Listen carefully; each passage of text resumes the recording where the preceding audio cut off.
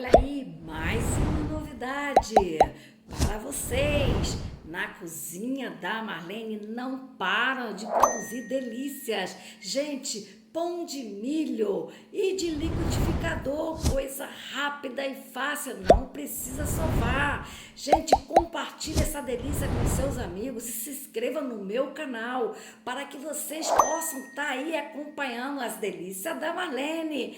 E compartilhe já! Vai estar no meu canal essa delícia logo, logo.